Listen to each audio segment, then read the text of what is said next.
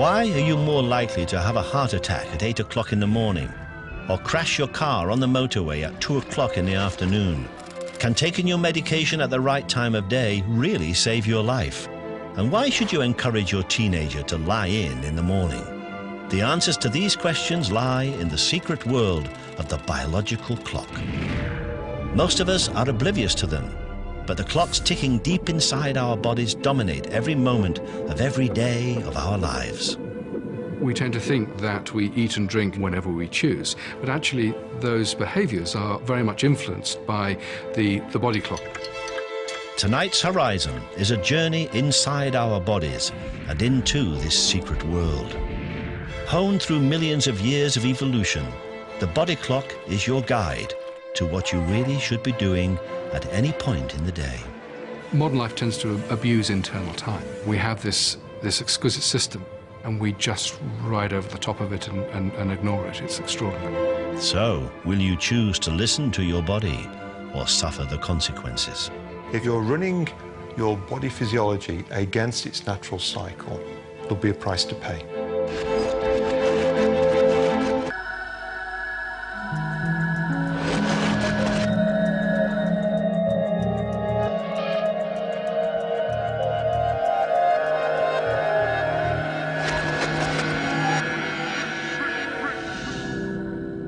24 hours a day, 365 days a year, our lives on Earth are dominated by the ticking hand of time.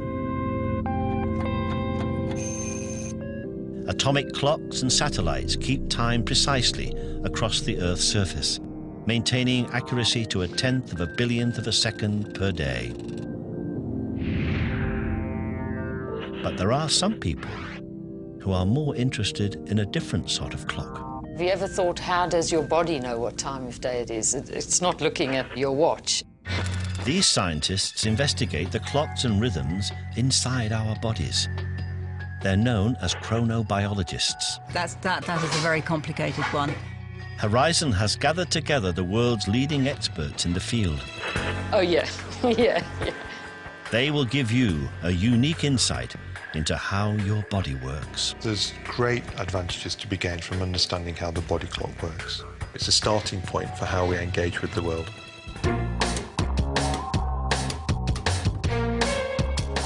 By bringing together the latest research in the field, Horizon has created the ultimate personal organizer.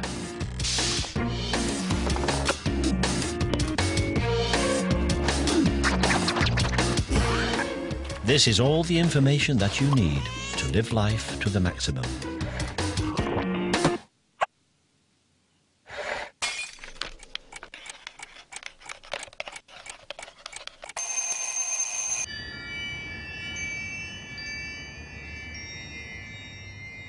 It's the start of the day, and for most of us, time to get out of bed. But across Britain, there's one group in society who seem to find this much harder than everybody else. Welcome to the world of the teenage zombie and the most dysfunctional of body clocks. Taylor! Taylor! How are you? Yes. On the average school day morning, 14-year-old Taylor McCulloch takes 2 hours and 4 alarm clocks to get out of bed. Taylor! If I didn't get him up, he wouldn't go to school. He would just lie in bed until about 11:30 and then get up and see he slept in. At Taylor's school, headmaster Paul Kelly has to contend with over 500 teenagers just like him. What you see around you in the school is you see students who don't somehow seem to be at their best in the morning. Usually till about 12 I'm a bit groggy, but after that I'm fine. I'm just so stubborn. I just cannot get up in the mornings. Mum has to come up to my room and literally shake us.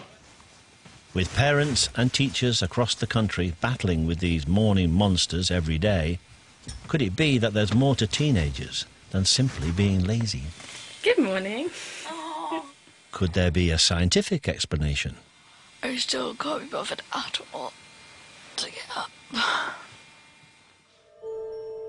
The first clues to the mystery of the teenage lie-in were not discovered at 8 o'clock on a school day morning, but 375 feet beneath the Earth's surface in a cave deep in the heart of Texas. In 1962, self-experimenting French geologist Michel Siffre began a series of groundbreaking studies in which he lived and worked without clocks for months at a time underground. Siffre lost track of time, but carefully recorded data revealed that his body was keeping a regular routine of sleeping, waking, and other bodily functions. It was the first direct proof that humans have their own internal timekeeping mechanism, or body clock. Many of our most basic drives, the need to sleep, the need to eat, the need to drink, they're not just because we've not slept or eaten recently. In fact, it's our body clock telling us when we need to do these things. But while we all have an internal clock, the rhythm of this clock is not the same for everybody. Although the average is about 24.25 hours, some people have, in fact, a faster clock. At the extreme, they may have a clock that runs on a 22-hour cycle, whereas other individuals go the other direction. They may have a clock that runs slower, and they've got something like a 25-hour clockwork. These different cycle lengths help to explain some of our most basic behavior. Those at the extremes are people we often refer to as larks and owls.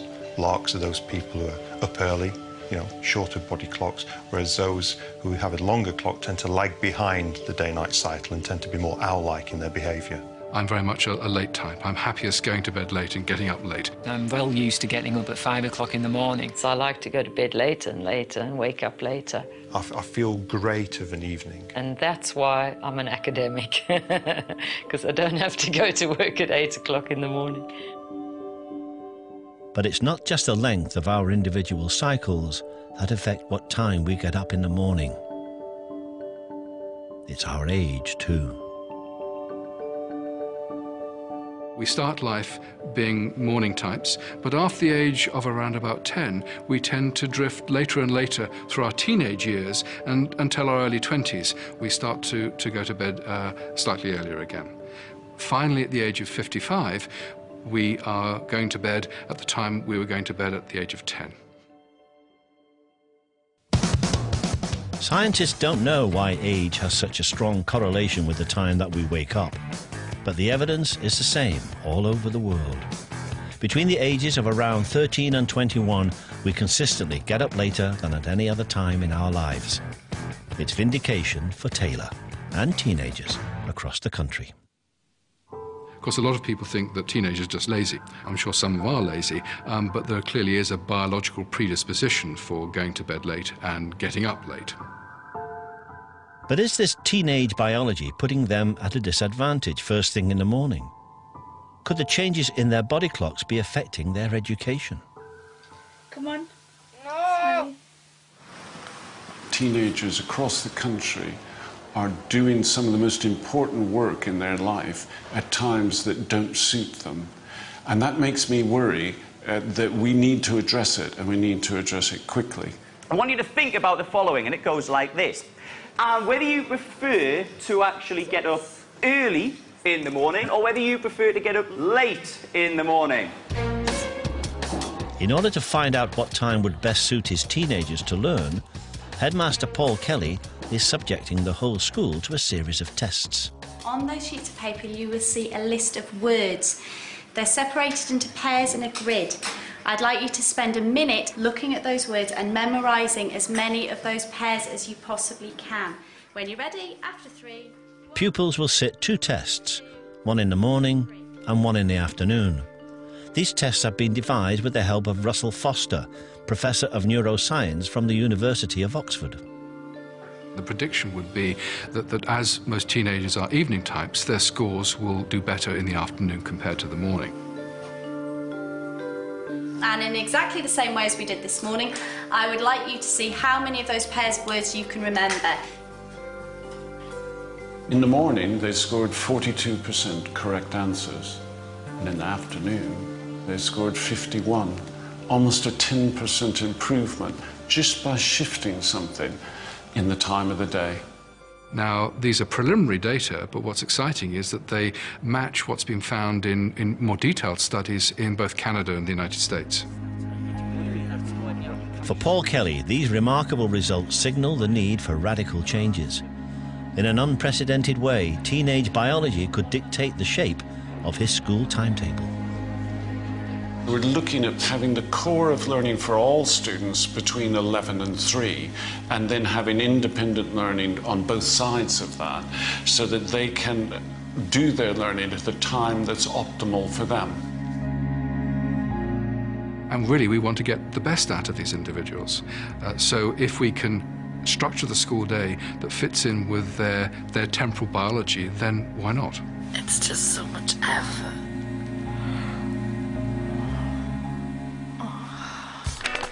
By simply paying attention to their body clocks, it could be possible to improve the education and exam results of teenagers across the country. So, body clock science has given teenagers license to lie in bed all day. But they're not the only ones who can benefit by paying attention to their body clocks. Still to come, we'll find out why dinner time could be deadly and why your grandmother shouldn't wear sunglasses. But first, you need to pay attention to the next few hours of the morning. It could be the difference between life and death.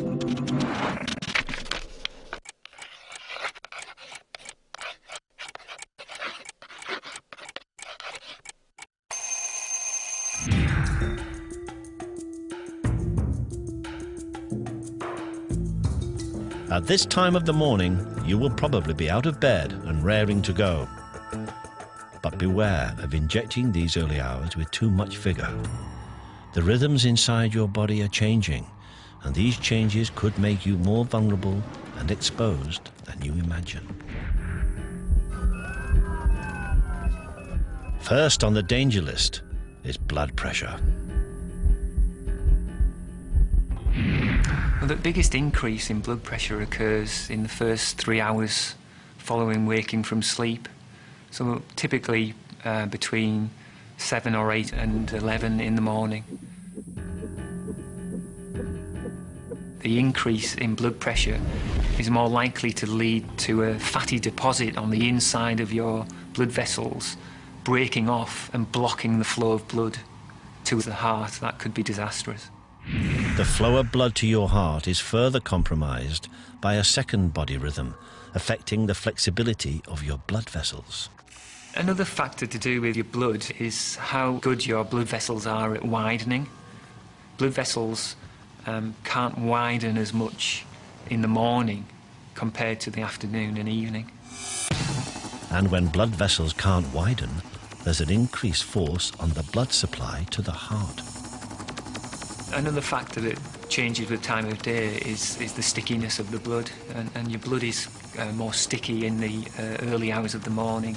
It's got more resistance to flow at that time. Sticky blood, increased blood pressure and stiff vessels. The peaking of these three body clock rhythms at the same time of day leaves your heart at its most vulnerable.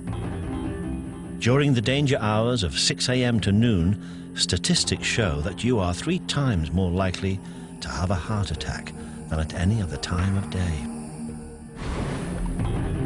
For people at risk of a heart attack, the early morning period is a danger time for them. But can those most vulnerable do anything to reduce this risk? 5, 4, 3, 2, 1. Go for it. Go on, Bobby. Go on. Keep it going. Research carried out by Greg Atkinson and his team has shown that if you increase your activity at the right time of day, Hard as you can, 30 seconds. It can be beneficial. 10 seconds. In this experiment, healthy volunteers are asked to perform carefully controlled bouts of exercise. 4, 3, 2, 1. Okay, back down to 80 watts. Their blood pressure is monitored following the exercise session at 5 o'clock in the morning and an identical session at 7 o'clock in the evening. Okay. Yeah. The blood pressure readings following each session show a marked difference. Exercise in the afternoon leads to a reduction in blood pressure amounting to about 10 to 11% reduction, whereas exercise in the morning either doesn't change blood pressure at all, or in fact there can be a slight increase in blood pressure. By simply changing the time of day you exercise, it might be possible to reduce your blood pressure significantly. It doesn't have to be intense exercise. For a person with already raised blood pressure, even walking will cause a reduction in blood pressure. So, take it easy during those dangerous morning hours. It could pay to save your exertions for after lunch. It's a great relief to many of us when you look at your wristwatch and you see it's 12 noon. You've actually survived the most dangerous part of the day.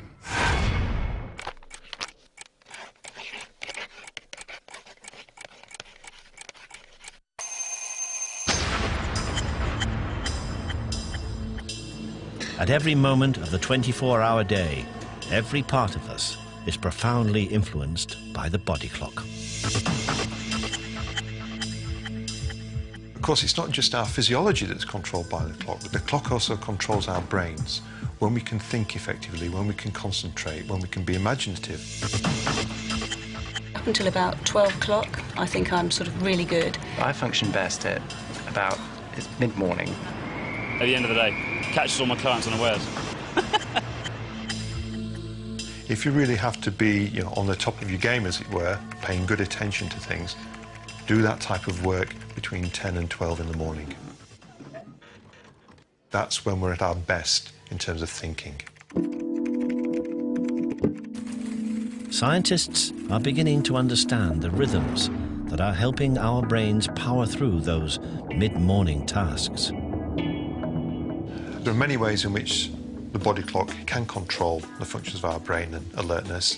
One of them is by controlling the production of the hormone cortisol, which has a very powerful alerting effect on the brain, and its production is highest in the morning under control of the body clock. But it won't last for long. Shortly after lunchtime, most people will experience a dip in their brain power.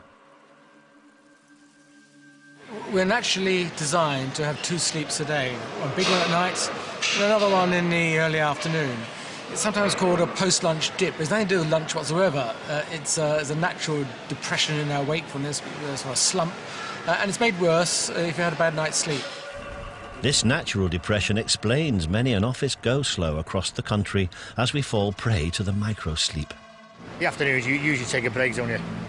If I sit down, I'll start closing my eyes. After lunch, it's kind of hard. Then your eyelids will feel rather heavy like this, and you sort of wake up for a minute and you go into these micro-sleeps. Then you sort of come around again, look around and feel a bit more alert for about a minute, then it all happens again. I think we've all experienced this, and if you carry on doing that without stopping it, you will actually nod off. But while micro-sleeps are relatively harmless in the office, they can spell disaster on the open road. Research has shown that 25% of all motorway crashes are caused by micro-sleeps, and you are 3 times more likely to fall asleep at the wheel at 2 o'clock in the afternoon than you are at 6 o'clock in the evening. But if you do find yourself on a motorway at this time of day, what can you do to avoid the dip? The best thing to do in that, we've shown research we've been doing, is actually take a large or a couple of cups of coffee, and then you've got 20 minutes, because the coffee will take some time to kick in. And what do? Fresh air, exercise, forget it. Go back to your vehicle and get your head down for a quick zizz, a quick 15-minute nap. It will be very, very effective. So, keep safe by drinking coffee first and then taking your nap.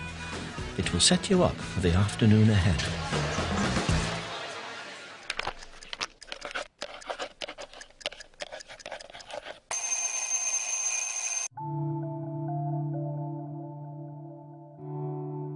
You have survived the dangerous hours of the early morning and the pitfalls of life after lunch. As your body moves into the afternoon, your rhythms are changing again to prepare you for the latter part of the day. These changing rhythms are controlled by the central body clock, which is found deep inside your brain. No bigger than a grain of rice, the central body clock is a bundle of cells controlled by a unique set of body clock genes. Over the course of 24 hours, these clockwork genes regularly switch themselves on and off, thereby keeping time and telling the rest of the body what to do. I suppose the analogy would be rather like the conductor of an orchestra, producing a regular temporal beat from which the component parts of the orchestra take their cue. And as a result, you have a symphony rather than a cacophony. This is what the clock in action actually looks like. Michael Hastings from the Medical Research Council has captured these images by photographing brain tissue as a ticking body clock genes switch on and off over a 10-day period. As the clockwork goes through its paces, so the image goes down, comes back up again, up, down, up, down, up, down, up, down. When I first saw images like this, it completely blew me away, because for the first time we're able to look inside this secret world of the clockwork. That is far more accurate in timekeeping than just about any other form of biochemistry. It really is a profoundly exquisite mechanism. And recent breakthroughs have shown that the master clock in our brains is not alone. There are body clocks present in just about every part of our body, in the heart, in the lung, in the liver, in the kidneys. You name it, it likely has its own clockwork ticking away inside it. Understanding the different clockwork of different organs in our bodies has enabled scientists to revolutionize the treatment of disease. Individual organs can now be treated according to their own time schedule, and this could hold the key to the successful treatment of a disease so prevalent in the modern world that 1 in 3 of us will develop a form of it at some point in our lives.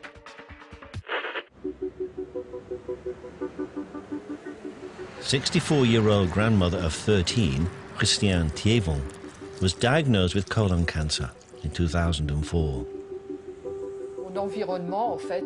My whole world, my family, my sister, my mother, in fact all my close family circle were also destabilized. It was terrible, terrible, terrible. Until recently, Christiane received traditional chemotherapy to treat her cancer. The aim of chemotherapy is to kill cancerous tumours by using toxic drugs. The problem is that these drugs also kill healthy cells, and this can leave patients feeling extremely unwell. My first chemo sessions affected me, both physically and psychologically. I went through both. Physically, because I felt, how can I put it, I felt nauseous frequently. I was, how should I put it, as if I'd been mutilated somehow, because I no longer had, honestly, any wishes, any needs. The limited doses of chemotherapy drugs that Christiane was able to tolerate were not sufficient to shrink her tumours, and her cancer spread to her liver. With traditional chemotherapy no longer an option, Christiane has come to the Paul Brousse Hospital outside Paris for an experimental new treatment which is attempting to use the natural rhythms of the body clock to fight the disease. The same toxic chemotherapy drugs are given to Christiane, but they are carefully scheduled for times of the day when her healthy cells are least active, so fewer of them are damaged by the drugs. For me, it's different. It's different. I'm feeling well so far. I'm not agitated, not stressed, not worried. Instead of spending up to 5 days in hospital, Christiane is fitted with a special portable pump that will dispense her drugs daily at 4 o'clock in the afternoon and 4 o'clock in the morning. Preliminary blood results following Christiane's first time treatment are encouraging. There is already an improvement in her liver function tests, in the markers, tumor markers, and also the pain that she was feeling has completely disappeared after the first treatment. According to Christiane's doctor Francis Levy, the benefits of administering drugs at specific times of day are manifold. In a recent study, he found that not only did the timing of medication damage 5 times fewer healthy cells, but it was also twice as effective at killing the cancerous cells. These early results have given fresh hope to Christiane and could lead to helping many other patients for whom no other treatment was suitable. En faisant une journée normale. I will anticipate having a normal day. I'll do a bit of housework, a bit of cooking, maybe seeing my grandchildren, some of my grandchildren, living in the best way I can. Le mieux possible, en fait.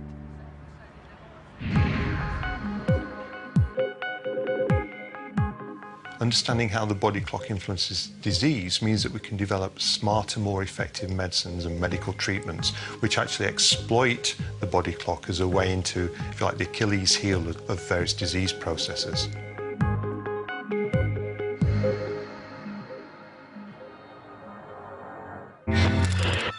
But body clock science is not just about health benefits. Over the next few hours, as the afternoon turns into evening, understanding your body rhythms can help you enjoy yourself. Whether it's improving your sex life or finding out the perfect time for a drink. But before the fun starts, it's time for a bit of hard work.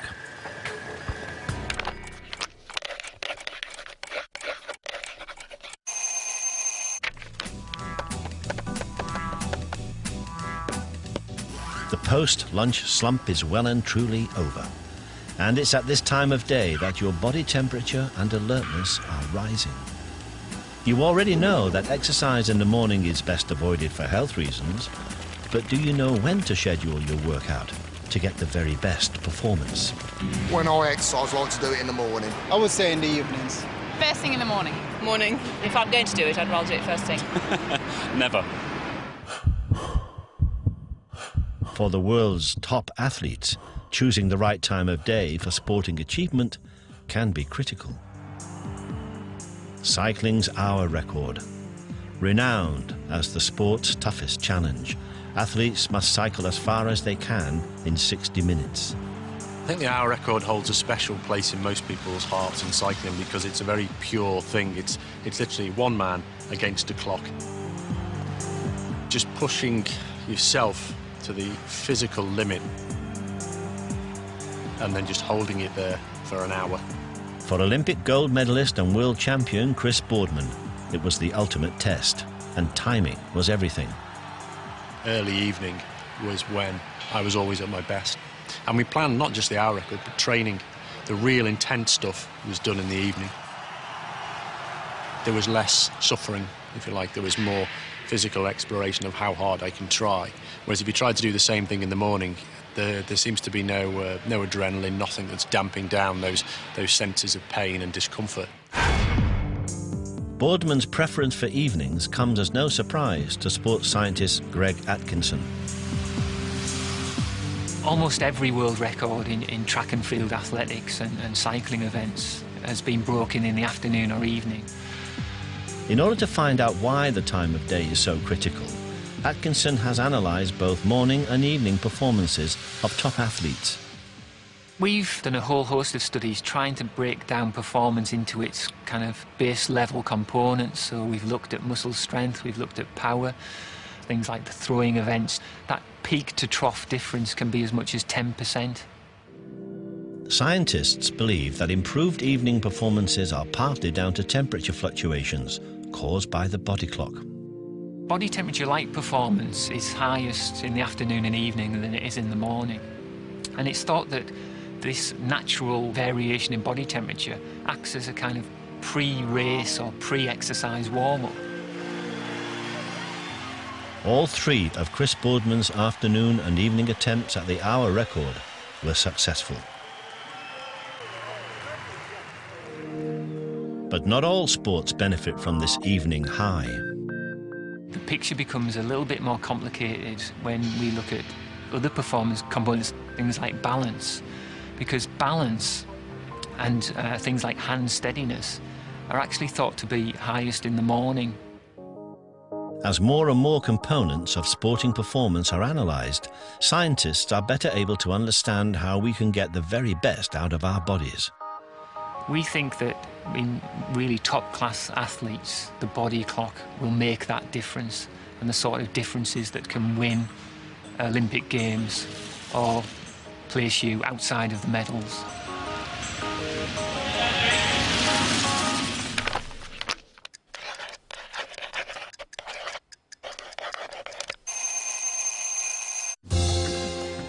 With the traditional working day drawing to a close, you may feel like it's time to wind down.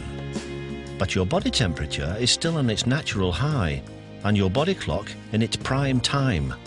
So, what should you be doing?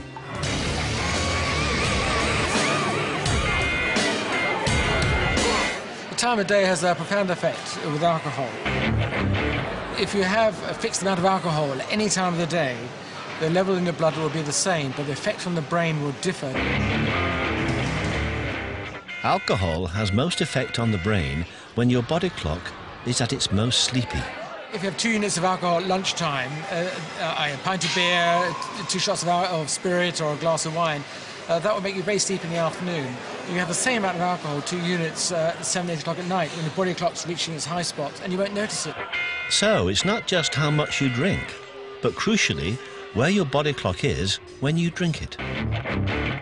So the best time for a drink seems to be late afternoon, early evening. That's when we can deal with the alcohol, enjoy it, but have a minimal effect on our cognitive ability. Now, clearly, if you drink excessive amounts, then you're going to destroy all of that. But it has the least effect at late in the day.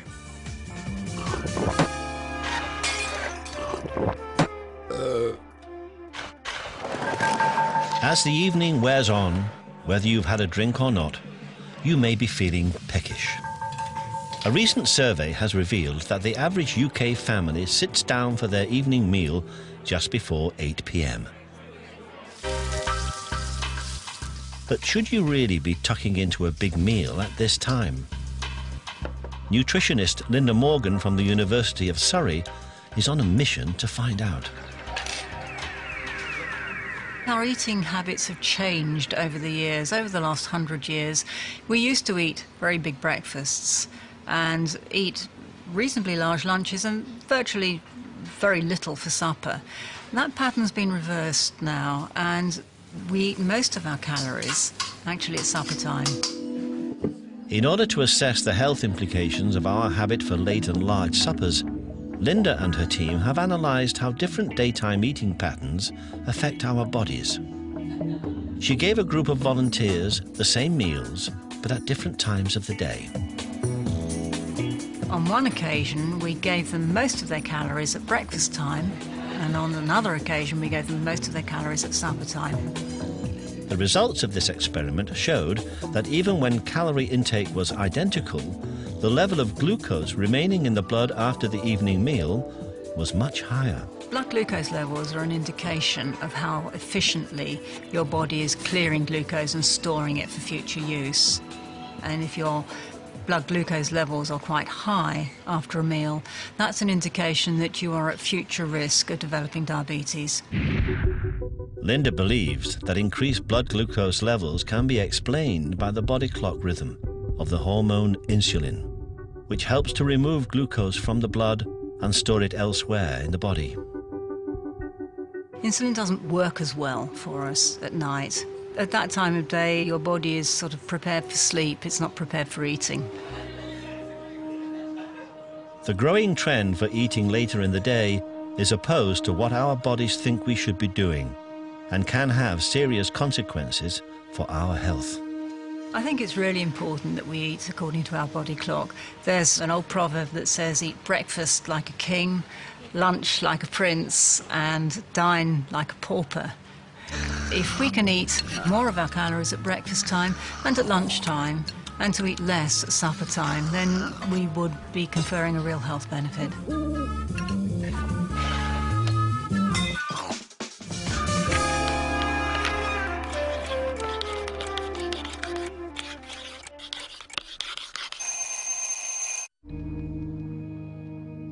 After a day jam-packed with activity, your body clock is beginning to wind down. As darkness falls, you may be feeling a little tired and start to think about going to bed. But just as in the morning time, the larks and owls amongst us can be running on very different schedules. I go to bed at sort of 10 o'clock. 2 to 3 every night. About 10:30? Can be 1 o'clock in the morning. But there is a way to trick your body clock into staying in sync with those around you. This is because there is something outside of our bodies that plays a critical role in controlling our internal time. It's got nothing to do with your alarm clock, and it's been with us since the dawn of time. Light is the single most influential external factor affecting the regulation of your body clock. The way these light triggers control the body clock is that the light passes through the eye, onto the back of the eye, and then down the nerves from the eye into the brain. The light impulses trigger the release of chemicals onto the clock cells, and in that way, that 24-hour cycle is tweaked either forwards or backwards, slower or faster, to make it exactly 24. The light that helps us all run on the same time system has most impact on the body clock at particular times of day. The important parts are really early in the morning or sunrise and later on in the evening or sunset. And it's getting light at these times where your clock is most sensitive to light. Exposing yourself to light in the morning will speed up your clock and help you to wake up earlier, whereas light in the evening will slow it down, delaying the time when you start to feel sleepy and allow you to be more active into the night. Armed with this knowledge, light can help you to adjust to the lifestyle you want. So if you're a late type who wakes up much too late and never early enough to go to work, you should wear sunglasses from lunchtime on and try to get as little light as possible in the evenings. For the early people who wake up too early, they can do exactly the opposite. They can run around with sunglasses in the entire morning and try and get as much light as possible in the second half of the day.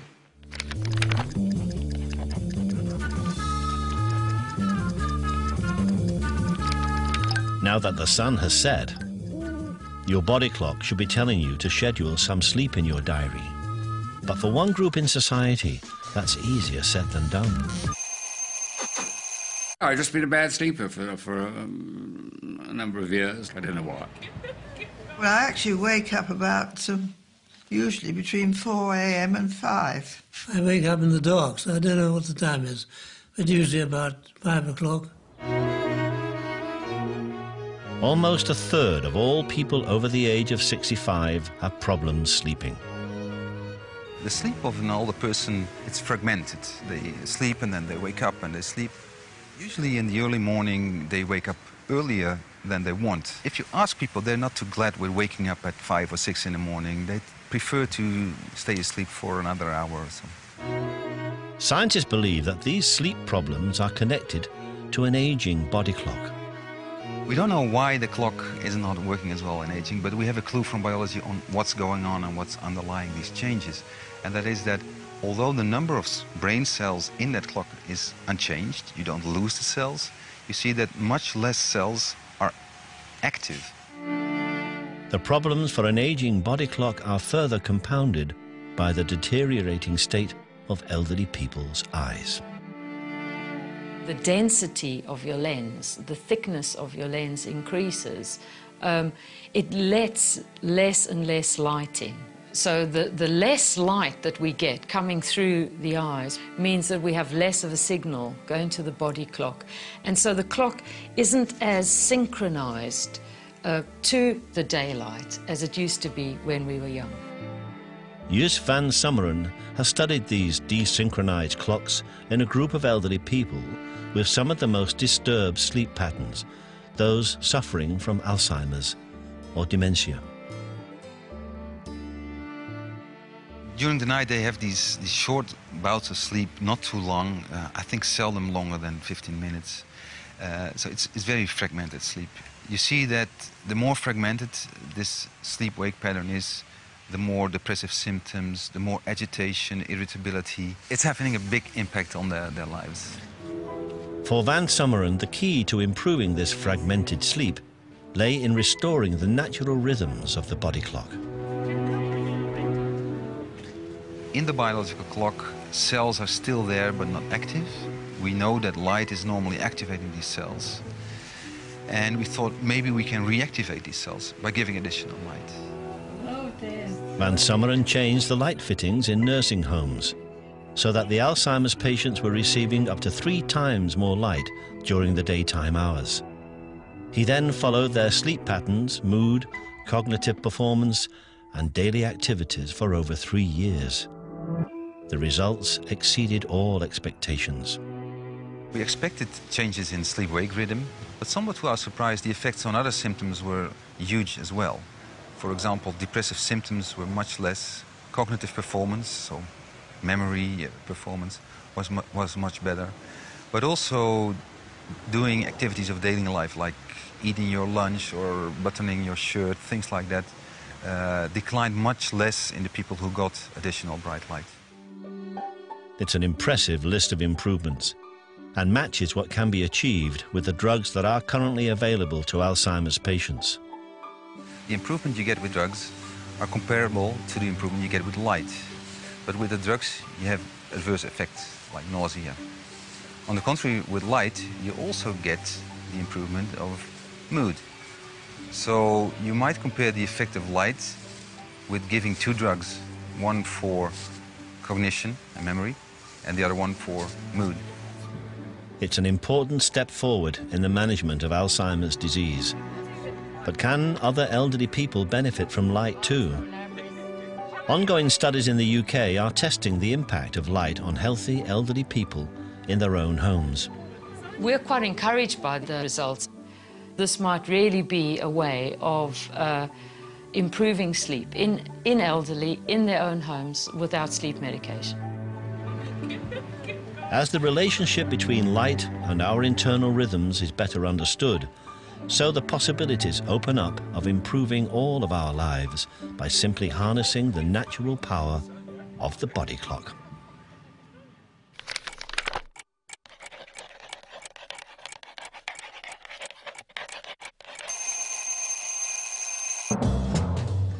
It's well past bedtime, but for some people, sleep is the last thing on their mind. Is there a best time of day for having sex? I'm not going there.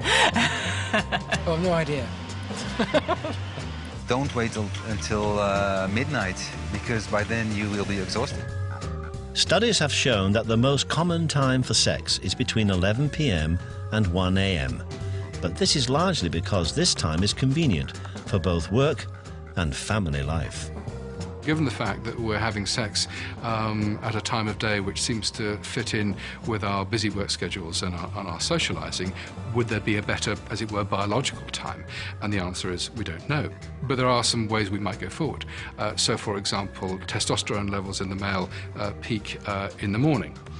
Paradoxically, the evidence suggests that a woman is more likely to orgasm if she has sex in the evening rather than the morning. So there's a mismatch there. You might want to consider the afternoon. Performance is best in the afternoon with your body temperature at maximum. And another area would be that skin sensitivity peaks in the late evening. It depends on what you have eaten, if you had alcohol or non-alcohol. I mean, some people may be more liberated and have better sex when they had alcohol. Other people may be too tired after alcohol to have. So where do we go from here? Find out yourself.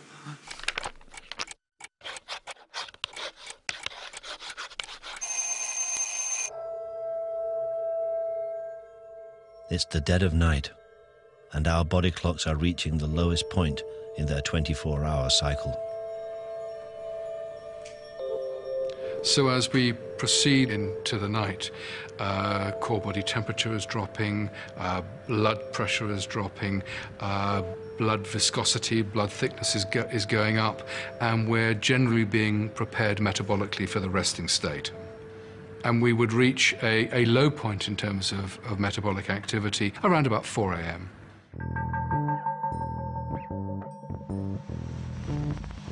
But even though our biology is telling us to go to bed, over 4 million of us are up and working. Studies from all over the world have shown that this mismatch of lifestyle and biology can put our bodies under enormous strain. Modern life tends to ignore the body clock, and we assume we can do whatever we want, whenever we want, and that's simply not the case. The problem is that our bodies rarely fully adjust to shift work patterns, leaving them perpetually out of sync. We're finding that the incidence of cancer is higher in night shift work, mental health, cardiovascular disease, and a whole slew of other pathologies. And I think this is a good example of where physiology is being pushed outside its normal range at that particular time of day. But whether we are up on the night shift or not, this low point in our body clock cycle can make us particularly vulnerable. In old people or in sick people, it's at that, literally in the small hours, you know, the quiet hours between 2 and 4 o'clock in the morning, when the body's turned down to its minimum operation, that's when people tend to slip off this mortal coil. But it's not all bad news.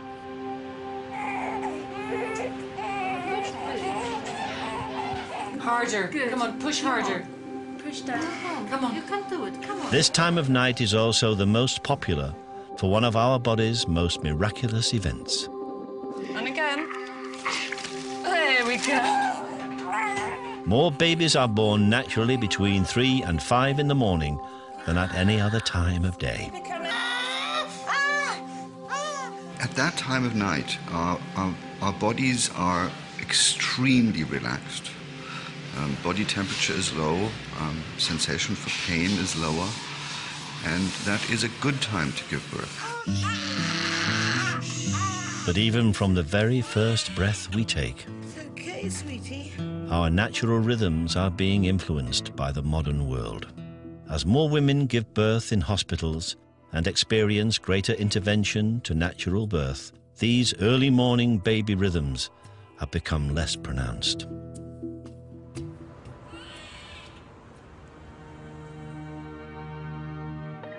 As our 24 hours comes to an end, your body clock comes full cycle.